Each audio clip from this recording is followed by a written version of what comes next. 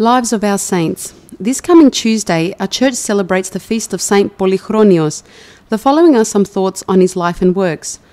Polychronius was born in the fateful 4th century in a small farming community not far from the Byzantine capital Constantinople, a city which, because of his attachment to the land he tilled with his father, he did not come to visit until he had reached manhood.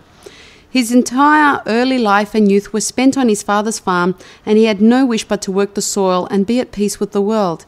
His closeness to nature brought him an awareness of the wonders of the Creator, and the more intimate he became with the life-giving processes of the earth, the more intimate he became with God, with the result that he felt the call to God's service. With the blessing of an understanding father, he finally gave up his beloved fields and flocks in exchange for the austerity of the service of Christ. The regimen of the preparation for religious order was a far cry from the carefree roaming of his father's fields, and he was sorely tempted to abandon the city to return to the countryside. He did return to his beloved vineyards, but not, however, until he had completed his studies, been ordained a priest, and served with considerable dedication in one of the many parishes of Constantinople.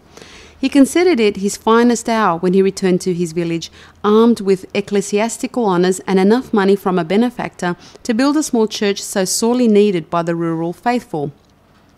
In the village, Polychronius had a strong rapport with his congregation, not only because he was one of them from birth, but because he had an understanding and compassion which was genuine.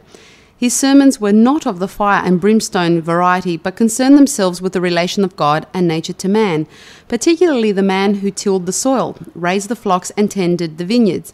His small church was fully attended on each Sunday, to the extent that he was cited by the Patriarchate for his success and sought after by fellow priests anxious to learn the secret of how he so magnetized his villagers every Sunday. The secret of Polychronius was a simple dedication to duty, which he evinced 7 days a week in the name of the Lord, and so immersing himself in all aspects of the village life that it was not only an affront to God to be absent from service on Sunday, but a rebuke to the friend who was virtually a member of every family in the area. It was perhaps this total dedication which stoked the fires of evil in the hearts of a very small group who were to take opposite sides in a controversy of a church dogma known as Arianism, a heretical concept which reared its ugly head in AD 325. The voice of Polychronius was raised against Arianism, perhaps not with the eloquence of the great Athanasius, but with as much fervour and equal concern for the destiny of Christianity. A few fanatics in the community who clung to Arianism were incensed at the parish priest's attack on the heresy of Arius, the proponent of the doctrine of Arianism.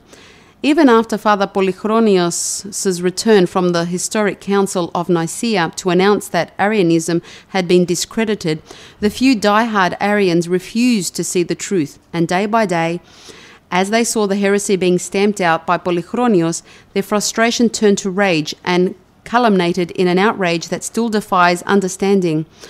On the 7th of October 325, as he knelt in prayer in his church, Polychronius was set upon and murdered in a climax to one of the darkest chapters in Christian history.